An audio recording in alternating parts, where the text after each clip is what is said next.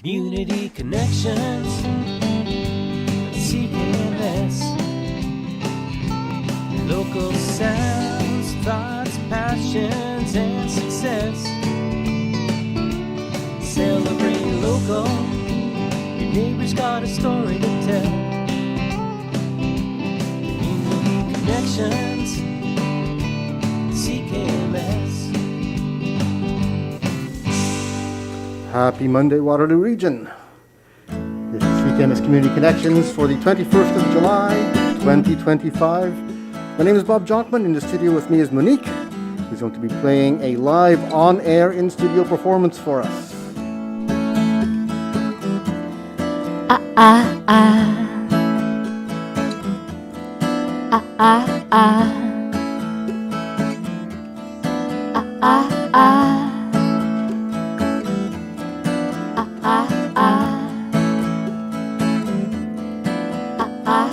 Floating on by, soaking sunshine, living the life.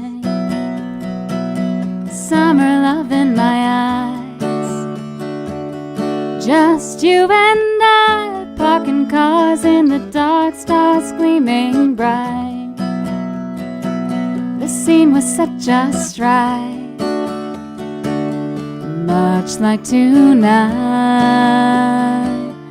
But what we had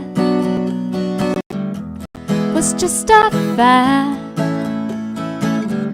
We were living life to the max, but time was slipping by way too fast. It couldn't last, was meant to pass. But looking back on the good, I often wonder what we could have had.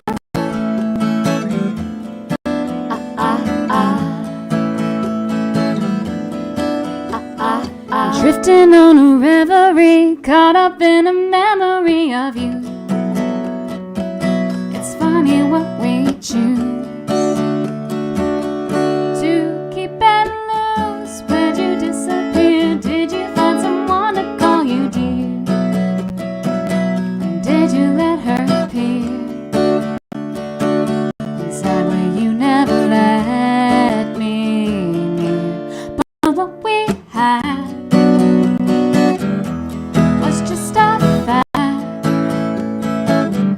We were living life to the max, but time was slipping by way too fast. It couldn't last, was meant to pass. But looking back on the good, I often wonder what we could have had.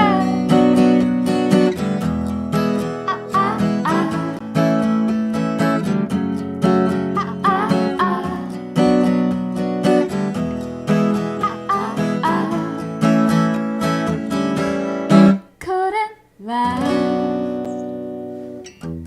was meant to pass. But looking back on the good, I often wonder what we could have had. But it's just that snuck in the past, as you shoulda, woulda, coulda had. That's Monique live in studio on CKMS Community Connections. Welcome. Thank you. That was great.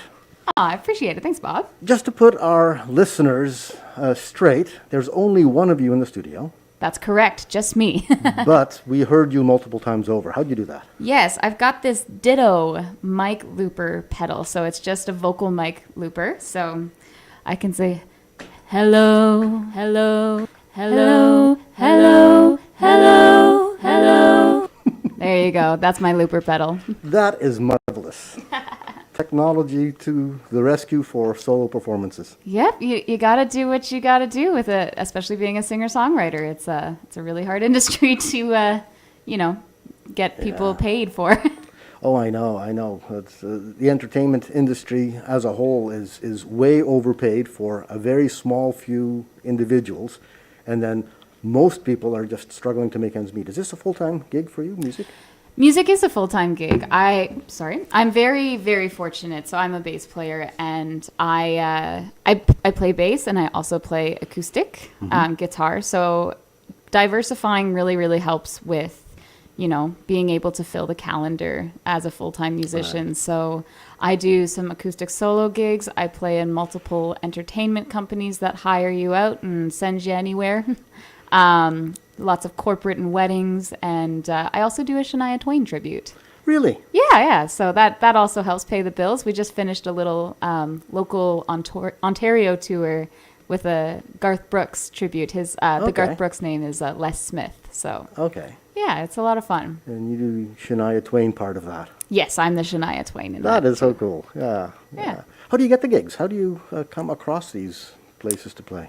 Oh man, you start from the bottom. I started with a family band. I believe you've met my father, Kevin Dupuis. Yes. And so he wanted to do a family band when we were young and put me on bass guitar.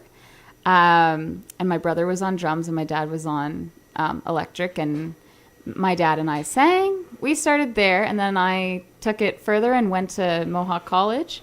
And from there, you just start trying to play any gig you can. I applied to Facebook ads and got some bands, and a blues band with a guy named Troy Harmer, and then this other band that I was singing for called Fiction.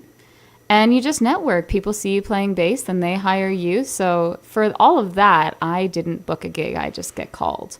But that's a nice situation to be in. It's kind of nice, yeah. Yeah, it's very, very easygoing. The Shania stuff, though, I just put out a really good video and, again, got called, and lots of agents were interested, and, yeah. Mm-hmm. For all the musicians that I've been interviewing over the last few years, very few of them have mentioned weddings and corporate gigs. So to me, that's an unusual thing. Yeah. I find that it depends on what you want to focus on. So I will admit that my original music in Monique and Reverie, it suffers a little bit because I get really burnt out in the summertime and get tired, and you have to keep the energy up to try and work on your solo stuff and your original stuff. And it's a lot of balancing, and the balance always weighs out on one part of the season. It comes back when it's winter, and it's finding the energy to do it all, because I'm gone all the time with the corporate wedding world. Mm-hmm. Is that through an agency, or do you just do that on your own? There's a bunch. So these days, it's mostly agencies that they're wedding companies, wedding corporate companies. So there's a bunch. I've been hired by the St. Royals, Main Event Music, Supersonic Hearts Band, and people see their promo videos that kind of have similar singers in rotation, and you get called and you get to play with a bunch of awesome musicians. Okay, well, nice, that agency. I was thinking musical agents, people who are doing the promotions for other musical acts, not so much wedding planners. Yeah, it's interesting. So they're not always wedding planners directly. Some agencies do plan more of the wedding or the event. In this case, a lot of them just plan the music. They just handle the music stuff. It kind of took away the direct booking with bands, especially since, wedding or venues for bands to play these days, it's not lucrative. It's really hard to make a living at it. So, as the DJs started to rise and the live band venues started to kind of lower, you started seeing these companies pop up, and they've been where everyone goes now. So we call us jobbers, where a lot of the musicians are just getting called. And we play in multiple bands. You can sub in and out. They try to do that least amount possible, but yeah. Okay. And so that means that you're playing solo at all these places, or do you play with others? With this, I get hired to play bass, sometimes sing lead as well. There has been I think there's been a couple solo things here and there, but for most part, I don't play solo as much. I really just play solo at Hemingway's in Toronto, just because I love the bar so much. Okay. And some local stuff, some city stuff in Hamilton where I live. Okay. But yeah, it's mostly I show up on bass and I play the reception and get those people partying. Okay. And you're playing with other musicians? Yes. And same musicians every time, or different people every time you go out? Again, I've played with a bunch of different bands, so there are some consistent bands within these companies, and then there's some where you get to play with a bunch of new people. Sometimes there's subs.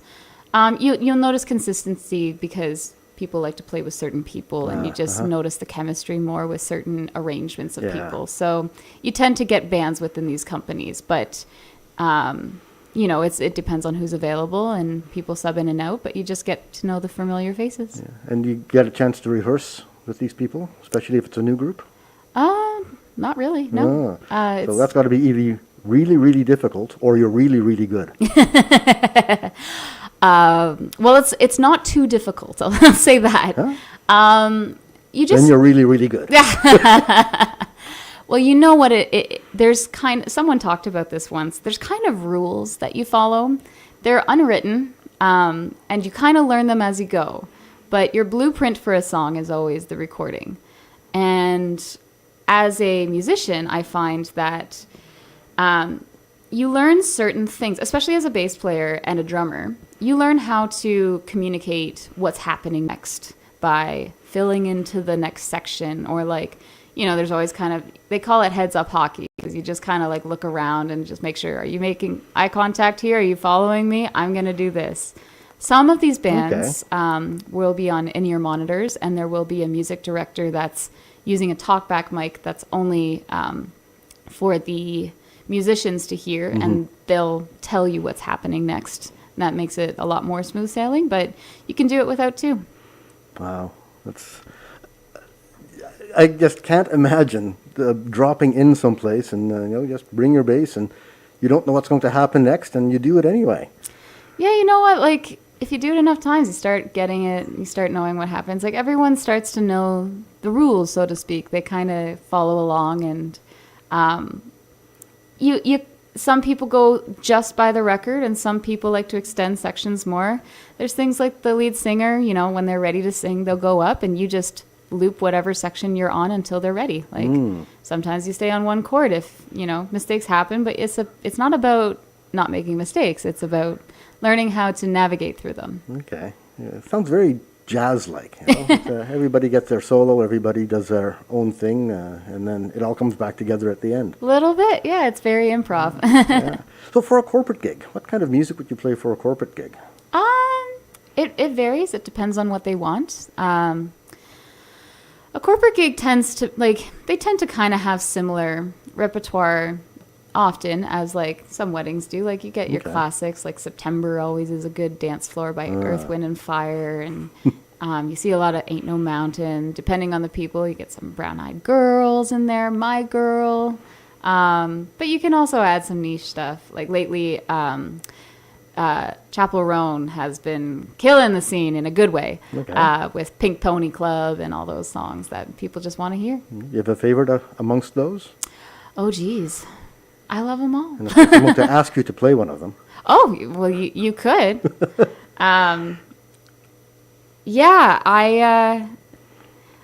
I personally love, you get a lot of people that are into a little bit more 90s rock, pop, punk pop kind of stuff. So punk. Yeah, so I always love when people call Cranberries or Alanis Morissette. That sometimes gets to come on the set these days, so that's always fun too. Okay. Want to try one out? Sure. We'll just do a little bit of this one. Yeah.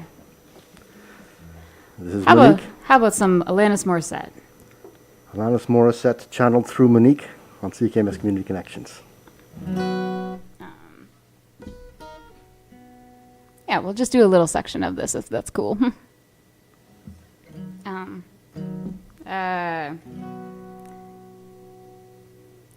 Sorry, I'm having a brain fart. It's a little early in the morning. It's a very un-rock and roll hour. And a Monday. And a Monday at that.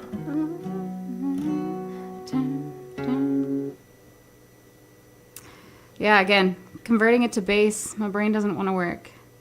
I'll pick something else. Just, Yeah. something you had planned. Here is, You know what? If you want to do a cover, lately what I get called to do a lot is some 9 to 5 by Dolly Parton. So let's do that one. Okay, sure.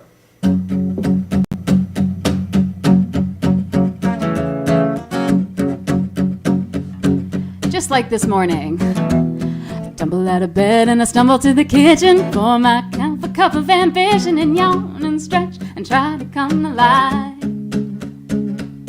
Jump in the shower and the blood starts pumping. Out on the streets the traffic starts jumping, and folks like me on the job from 9 to 5. Working 9 to 5, what a way to make a living. Barely getting by, it's all taking and no giving. They just use your mind and they never give you credit. It's enough to drive you crazy if you let it. 9 to 5 for service and devotion. You would think that I would deserve a fair promotion. Want to move ahead, but the boss won't seem to let me. I swear sometimes that man is out to get me.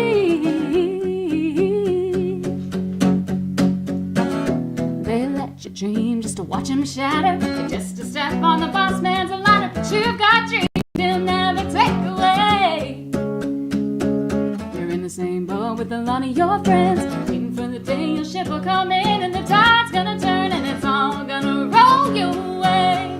Working 9 to 5, what a way to make a living. Barely getting by, it's all taking and no giving. They just use your mind and they never give you credit. It's enough to drive you crazy if you let it. 9 to 5, well, they got you where they want you. There's a better life and you think about it, don't you? It's a rich man's game, no matter what you call it. And you spend your life putting money in his wallet. 9 to 5, ooh, they got you. 9 to 5, oh, 9 to 5, ooh,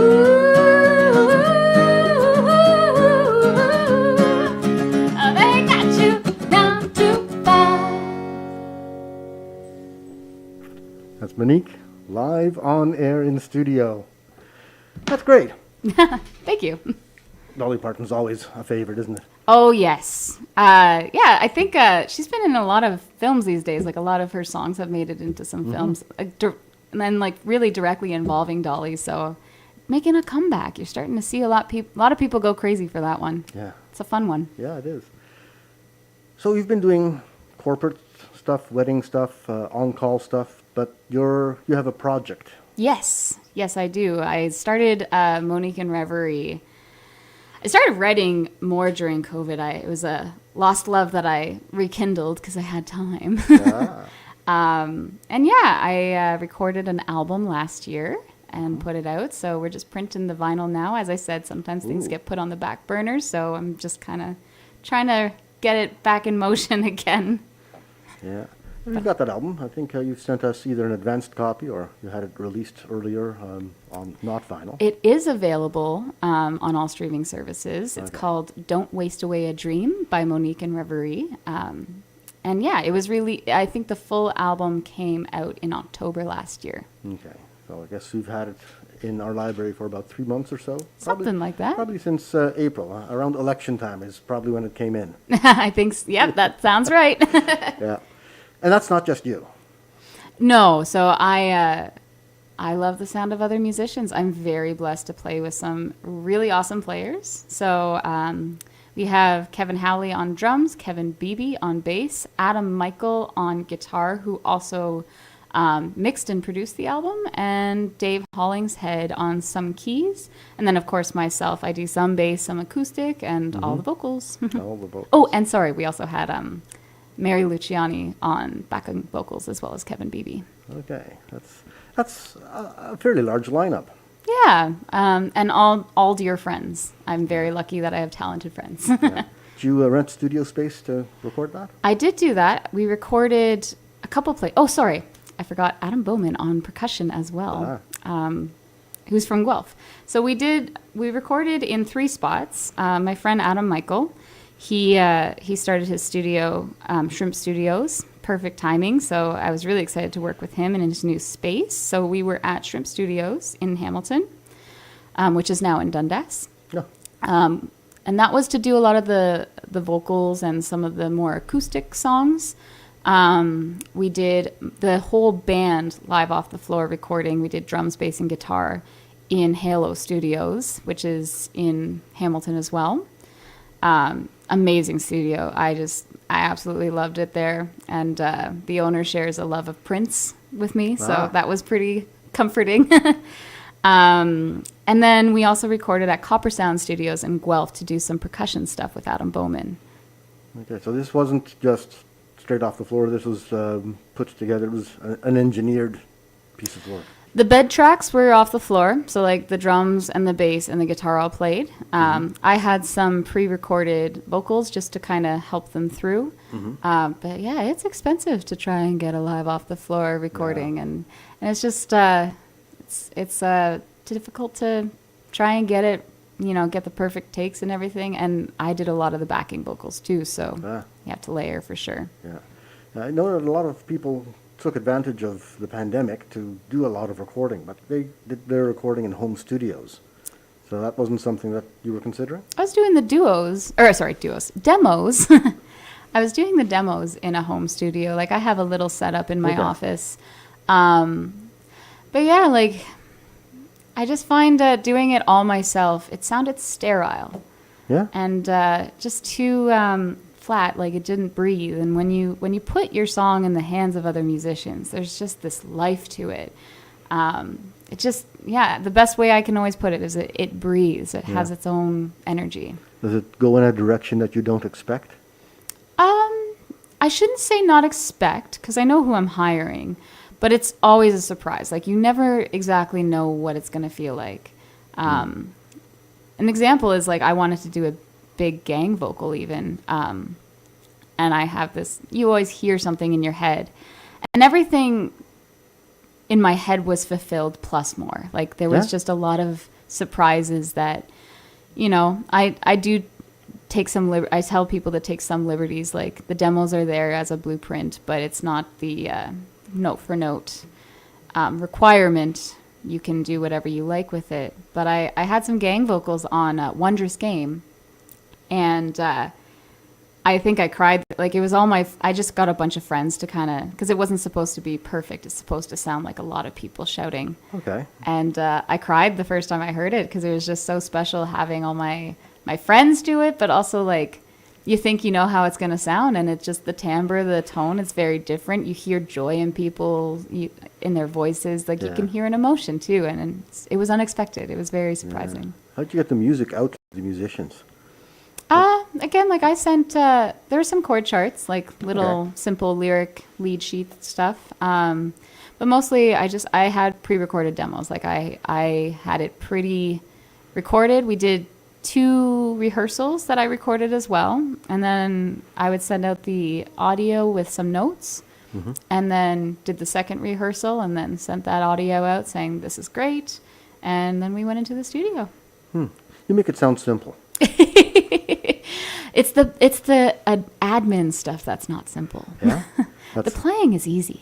Yeah, so the business of doing the music is easy, but the business of doing the business. Yeah, it's I mean, as you know, it's a lot to organize. It's a lot to keep straight. And did you cross all your T's and dot all your I's? You never know. Like I was very lucky. Dave Hollingshead. So I wrote these songs.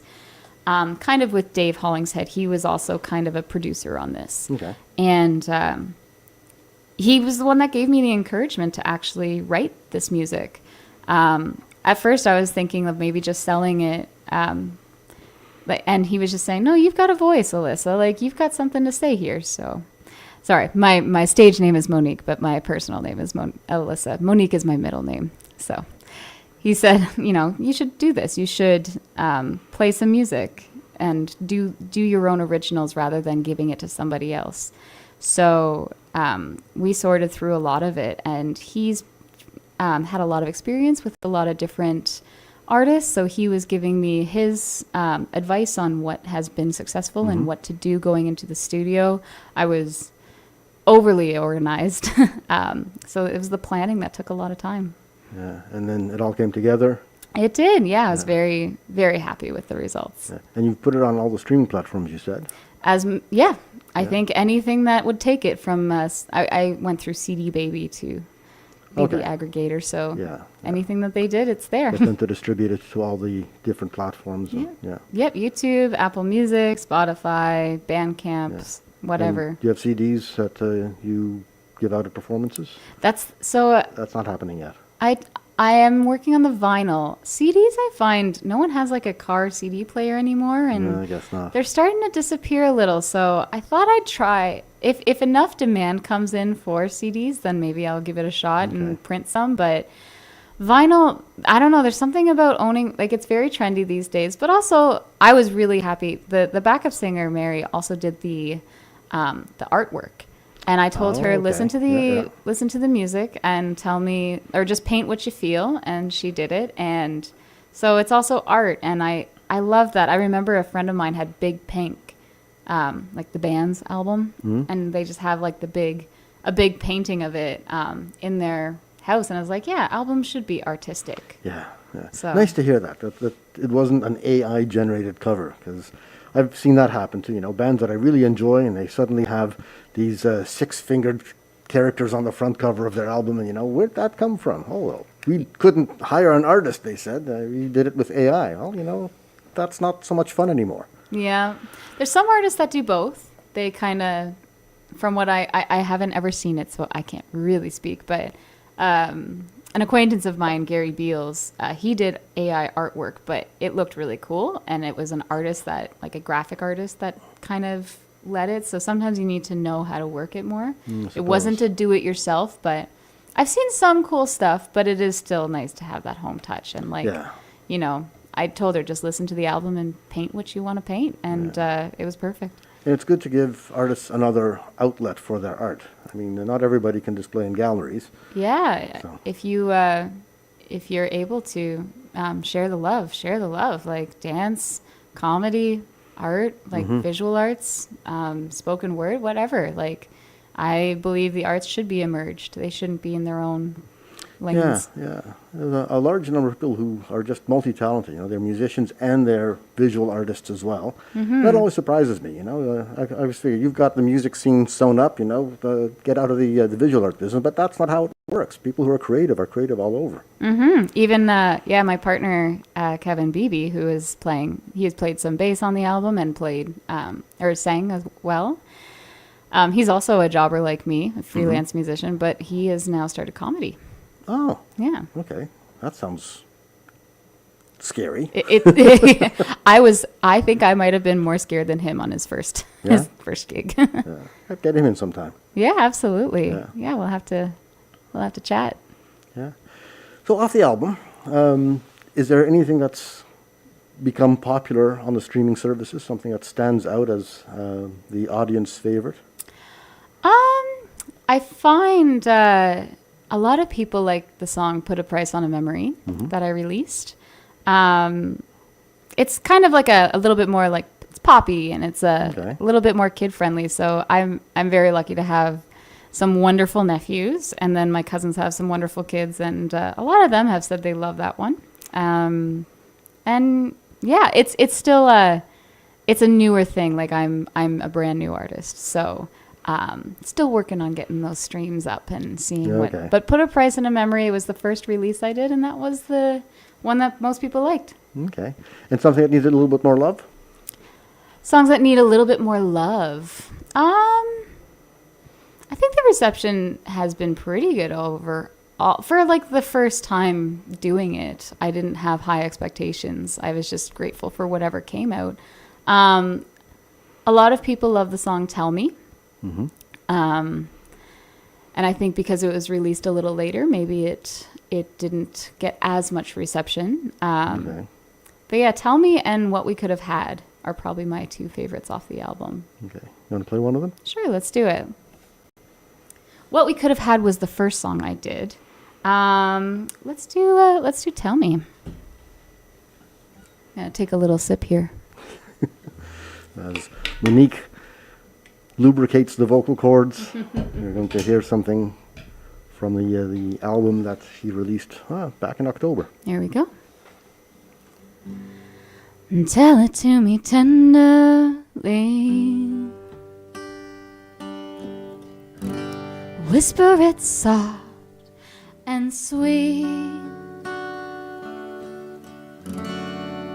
I wanna hear it, see it, touch and taste. If you don't feel it inside, then I won't hear a lie. And just take your time, I'll bide mine till our hearts alive. When you find that it's time, let me know. Don't be shy, try to hide, let it show. We got this whole world beating us down. Take the good when it comes around, and tell it to me tenderly. Whisper it soft and sweet.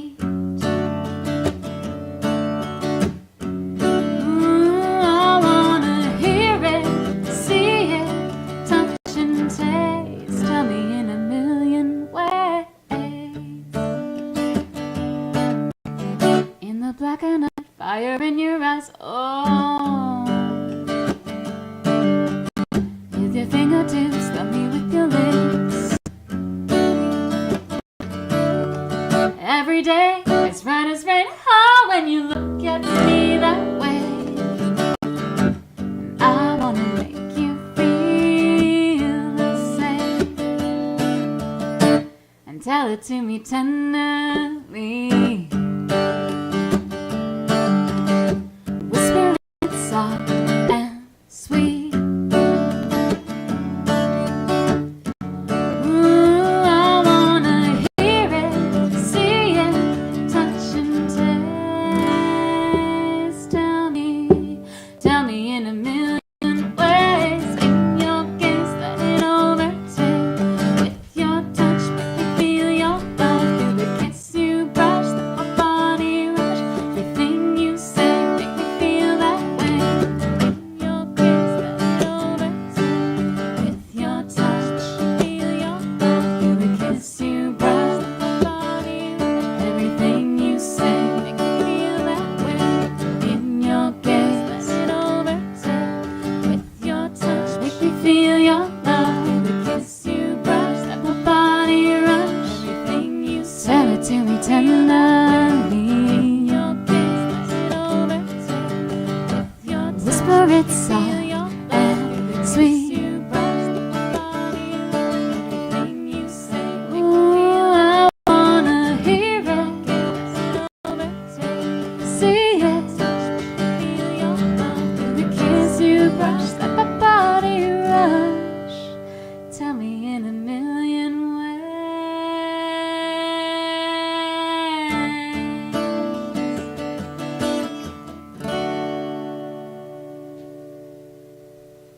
Monique live in studio on CKMS Community Connections. That's nice. Thank you. It's all nice. I've been enjoying this. Thank you so much. I appreciate it. Yeah. You're in Hamilton, I am in Hamilton. but you grew up around here. Yeah, so I was born in Kitchener. We lived in kind of the Forest Heights area until I was 8, and my dad wanted a little more space, so we moved out to West Montrose, Okay. which is just outside of Elmira, St. Jacobs area. Very pretty. It's beautiful. It was nice to have lots of open space as a kid. Right on the Grand River, got the covered bridge. Yeah. I used to buy some ice cream at the little corner store there, yeah, the yeah. little Mennonite corner store, and then go sit on the one of the little cement blocks that's beside the bridge and dangle my feet and watch the water go by. Yeah, it's nice out there. It's beautiful. So what made you escape to Hamilton? College, really. So I went to Mohawk College for jazz vocals. I did Okay. 3 years there. After the 3 years were up, I had started my career already. I was playing in bands, in bars, with the blues band on bass with Troy Harmer, and Fiction singing lead. So it just kind of made sense to stay. I wanted to get a degree in case I wanted to do something more. So I went to McMaster just to finish the degree, but stay in Hamilton. By that point, I was also a bass player in a lot of tribute acts for this entertainment company called Bounty Enterprises. And we did a lot of work there. So I just I stayed in Hamilton and I fell in love with it. It's kind of got a lot of things to offer. And it's got a decent art scene, music scene, art scene, Yeah. comedy scene. Yeah, I lived in Hamilton, 35, 40 years ago. So Oh, yeah. yeah, it was nice. Moved out because work was in Toronto at the time. Right. So Yes, that's what. It's funny now. A lot of people are moving from Toronto to Hamilton instead of the other way around. yeah. I guess it's more common now because you can do remote work. You can telecommute. You don't have to go into the office every day. Yeah, yeah, and I think a lot of people are sick of the traffic. And if you have a car, Toronto is a little bit tough. Yeah, yeah. You don't get that with musicians though. You've got to go to the venues. You've got to Oh yeah. be on stage to perform. There's I guess some people are doing some on air, online performances. Yeah, for sure. Did you do any of that? Online performances, not so much. I've done video stuff with people, but yeah, not so much live streaming. I didn't do that during COVID either. I was very lucky to have some outdoor gigs that had screens and Okay. they fit protocol, and we were lucky enough that way.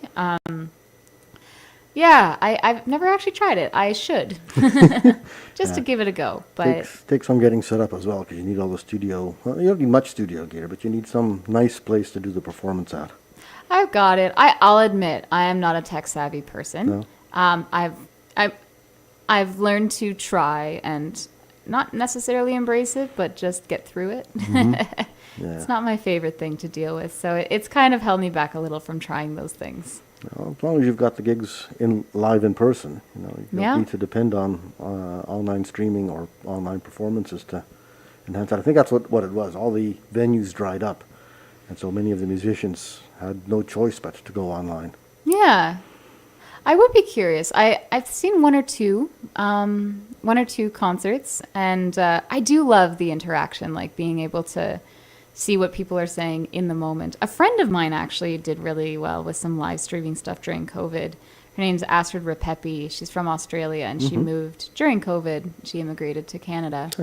But yeah, she had some cool things, and there was 3 of them, and they were really, really fun to watch because they're also just funny hanging out Yeah. together. Yeah. You don't get the same interaction with an audience live in front of you, though. It's not the same. I think what people also forget is with live music, you're part of it too. Like, you're actually physically resonating in the room. Like, the sound waves go into your body. Yeah. You have a lot to do with how the room sounds, just from soaking up the sound. But also, your energy feeds the musicians feed you, and it's this amazing experience that you can't quite replace. Okay. You do the bar circuit at all? Yeah, just a little bit. Sometimes I get to play with a guy named Don Campbell. We were at the West Cork in Toronto last week.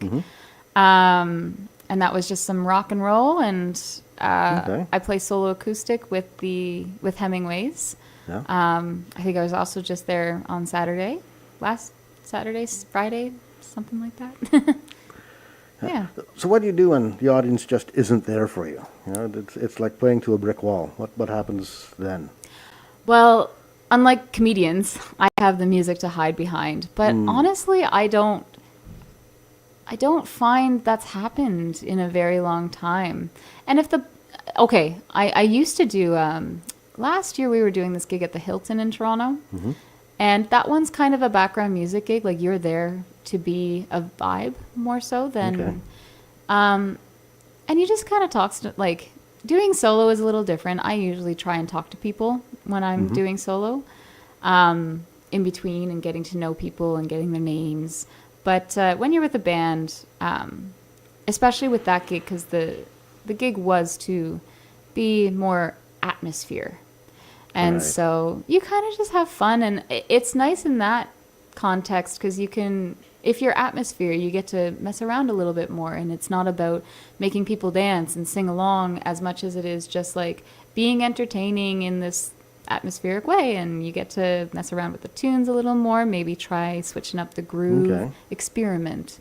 So you just kind of have fun with the band and when it's that case. But again, like we still have people paying attention and so it's still nice. It's still a performance. Yeah, I know. I couldn't go someplace and not actively listen to the music that's going on. Yeah, I mean, this one, it depends on how close you were too. We were Right. very, very quiet. We were all like extremely low volume for that reason. Okay. So And tucked away in a corner someplace rather than being on center stage. close enough to the bar at least. Okay. Yeah. What have you got planned coming up? What's in the near future for Monique and Reverie? Well, for Monique and Reverie, I'm trying to get that. I'm trying to get the vinyl out. So I think we're about 8 weeks out from having that ready. Yeah, I'm trying to get through the summer with the freelance stuff. It's been very, very busy. We actually have a That's show. good though. Yeah, Yeah. it is good. I try and we have a show coming up, the Shania Twang with the NG. Okay. That's the tribute that I do, and I'm doing a show at the Pilot in Toronto. It's in Yorkville. So I kind of pair Monique a little with that. We do one of the songs just to, you have to kind of find a way to get your music into other people's ears.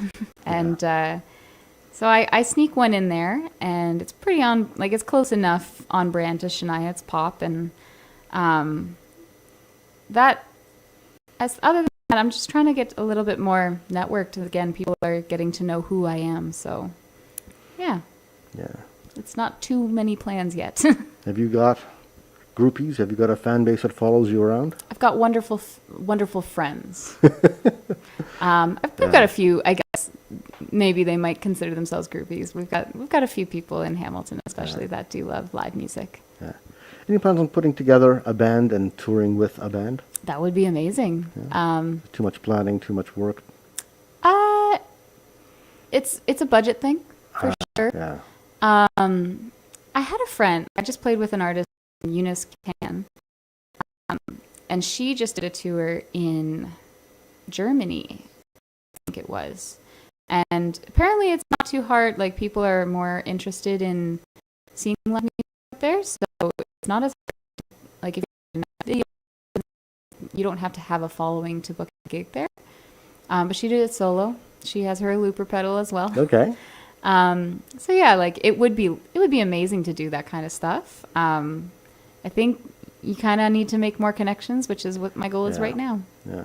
Plans on getting an external agency, a booking agent, somebody to. It would be amazing. Yeah. But that's cuts into the budget as well, doesn't it? Maybe that would be fine. Like I don't mind someone.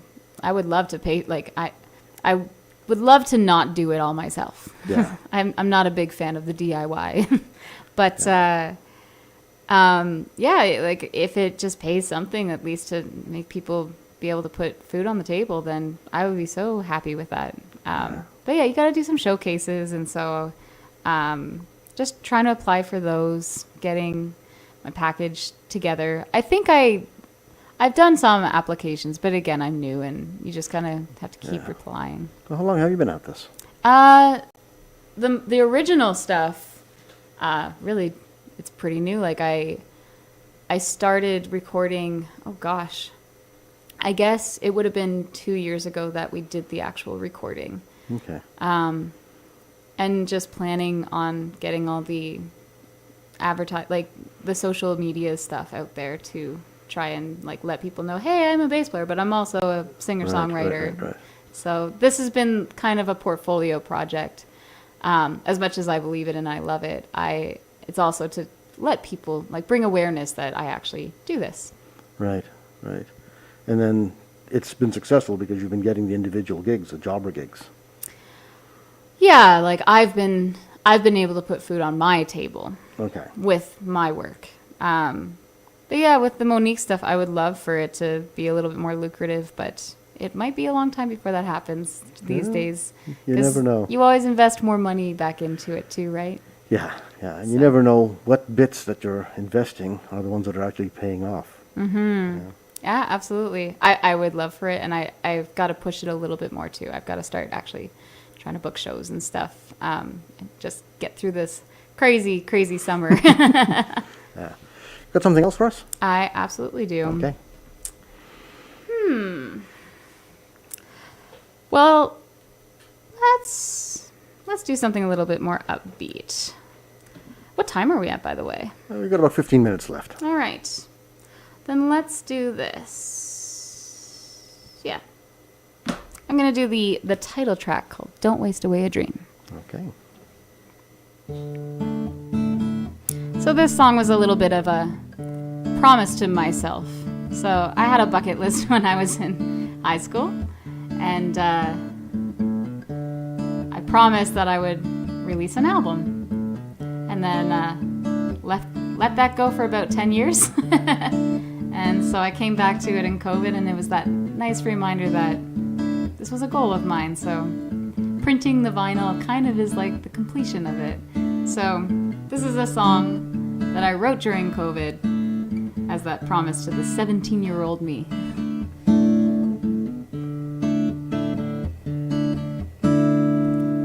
17 and too many dreams, and nothing to discourage me. I had faith, fervor, and a family. That's all that I need.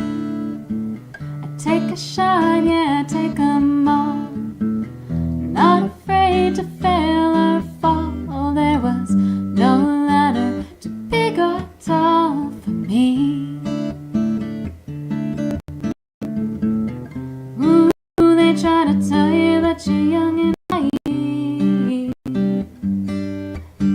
You get older and you push your goals over for some money and greed. That girl's so young and free. She's in the mirror looking back at me. She's begging me not to waste away a dream. Don't waste away a dream. Don't waste away a dream. Don't waste away a dream. Don't waste away a dream. Don't waste away a dream. Don't waste away a dream. Don't waste away a dream. Don't waste away a dream.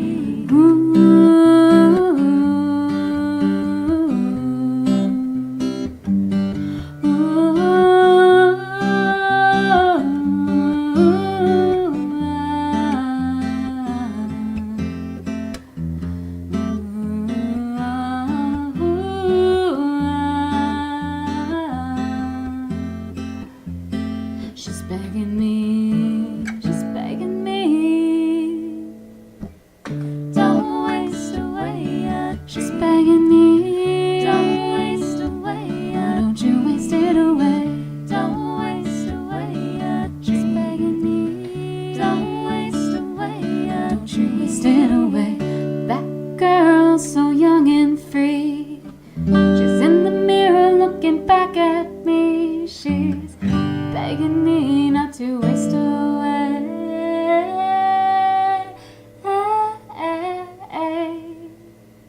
a dream. Don't waste away a dream. She's begging me. Don't waste away a dream.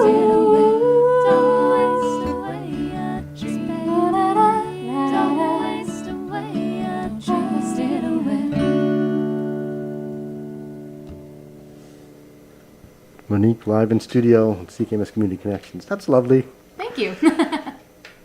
Did I detect some jazz notes in there? Maybe a few jazz chords. Jazz chords? Yeah. You said you went to Mohawk College for jazz vocals. I did, yes. So what do you learn in college to sing jazz? I mean, is that goodness. something that can be taught, or do you have to just be born with it? You know what? Like, you definitely don't have to be born with it, but it helps to be surrounded by it. You'll notice there's pockets of musicians in different areas, and they all have different strengths, and a lot of it has to do with the area that you grew up in. For example, Hamilton is a very punk rock scene, and you'll notice like people just get it. They know how to do it, and it makes sense to them. Blues as well. Like there's amazing blues musicians that come out of Hamilton. It depends on the scene you're in, and if you grew up with jazz, you just you get it. It's the same as pop music. Okay. So for me, I didn't grow up with jazz. So I actually, I studied with Joni Narita. Oh, okay. I don't know if you've met Joni before. Yes. So she's wonderful. And her and Adam Bowman, they were a huge influence in just getting me together. As much as my dad got the music in me, they got the education in me, and they were an advocate for going to school for jazz. They both went to Humber. Mm-hmm. And just got me ready for my auditions. And poor Joni had to fast track my my jazz knowledge. And I used to wake up every morning to a different jazz song on like the Mercury song book. And yeah, you just you pick it up as you're surrounded by it. In those 3 years, like you're just face deep into all of this this music, and you know, jazz is a big genre. So you get a little bit of everything, and you just try and soak in as much as you can. So this course would include history of jazz, famous recordings, techniques of jazz, but you were studying jazz vocal. Yes. And so is there like practicing? You have to sing to pass the course? Is this how it works? Oh, yeah, you definitely have to practice. So for the vocal side of things, like obviously you have your theory courses. It was cool. They actually paired our theory courses at Mohawk with our improv courses. So what you learned in theory, you tried to apply at Mohawk as much as possible. When it started getting into like chordal arrangements, it was a little different, but like learning different styles of improv, like modes or singing outside the box, how to do that, learning how to really like represent a chord. So all of that the musicians did, I did too. Like you just didn't have a button to press or whatever it was. Like you just had to kind of know it in your head. So there was a lot of practicing scales. Wow. It sounds far more complicated than, just singing in the shower. It was sang in the shower too. Yeah, I wouldn't say it was any different, especially being an instrumentalist. It wasn't any different in what musicians would have done. The difference is that your health also, as an instrumentalist, you don't want to smack your hand with a hammer. Right.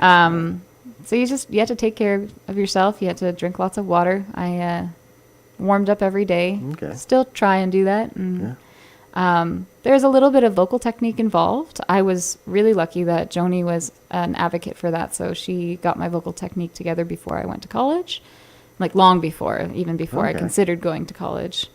But yeah, it wasn't as different as you might think instrumentally. It was very similar. Okay. And it's paid off because it helped you produce the album? Yeah, actually, and we had some great courses. John Shed Terrell, he kind of helped with the music scoring course, and he kind of had a little hand in the production course for us. And that helped me just be able to put my demos together, as well as I had a teacher, Anthony McKelly, and he was also really instrumental in just getting the production techniques down, like learning how to work a DAW, which is like Cubase or Pro Tools or Logic, anywhere that you record on, GarageBand, that's a DAW. Digital audio workbench, isn't it? Yes. Yeah. Yes. And you just, some people say that music, like learning theory and all of that, kind of stunts their artistic expression. And I get where they're coming from, because you listen to stuff in, like we were listening to some reggae dub the other day, and it was really, really cool, because you could tell they were just playing what sounded good. And like there's times where there's rubs and they're really cool. Like, Is This Love? They're playing a note on the bass that rubs with the vocalist, and it's still so cool. So but you can find that again. Like, it doesn't necessarily go away, and you don't have to make it work.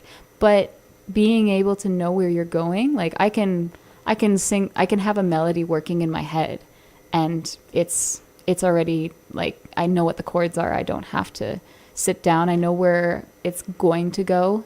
Okay. And there's a lot of like tools in my toolbox that I can pull out to try and pique interest or Okay. Planning on going back in the studio soon? Absolutely. I would love that. We're working on the second album right now, myself and Dave Hollingshead. Just kind of in the demo stages. So I'm hoping to start maybe being more active on social media with that. So maybe like live streaming the recording sessions and stuff. Of social media, I'm looking at your link tree, linktr.ee/Monique in Reverie. That's me. Yeah, and there's a bunch of things there. Join the mailing list, an EPK, an electronic press kit, and listening to some of the songs that you've got recorded. That's as it. well as all your social media stuff, including Instagram, which is instagram.com, Monique in Reverie, and Facebook, which is facebook.com, monique.in.reverie. And streaming Monique on SoundCloud, Monique-in-Reverie. Yeah, it's all on that link tree too. Yeah. But you can find the link tree on any of the social medias as well. Okay. Have the links on our show notes, radiowaterloo.ca/ccc. When I finally get the show notes done, I feared maybe a few weeks off yet. No worries. And then upcoming gigs. What have you got coming up where people can come and see Monique? Well, we'll definitely squeeze some originals in on that Shania show. So July 31st at the Pilot. Tickets are on Eventbrite right now, and you can find, I'll put the actual link on my link tree. Yeah, I don't have any shows booked yet. We're working on that. So hopefully in the fall, but if you follow me on Instagram or socials, you'll be able to find me there. Okay. There's some stuff at Hemingway's, so I'll be posting posters, and I can always, if you're coming out to see me, I'll play an original or play some requests, whatever you want to see on the acoustic gigs. Okay. Anything in Hamilton? This isn't a Monique and Reverie gig, but we are doing a vintage prom for my friend Mary. You get to wear your vintage dress that from the 80s, the 70s, the 60s, however early you want to be. Just you want a chance to wear your vintage prom dress, then you get to wear it at this event, and it's going to be music from the 50s to the 80s, I believe. So it's a fun time. We did it last year. It's August 31st. It's a fun time. Monique, thank you for coming in, for playing music for us. Thank you, Can you play some more? Bob. Can you play me out? Absolutely. Listening to Monique in Reverie. The project name is Monique in Reverie. On CKMS Community Connections on Radio Waterloo. My name is Bob Jonkman. CKMS Community Connections is produced at the studio of Radio Waterloo. The executive producer is Jennifer Strong. Associate producer is Jeff Stager. CKMS Community Connections airs every Monday at 11 o'clock, alternate Fridays at 3. Be back next time. Thanks, Monique.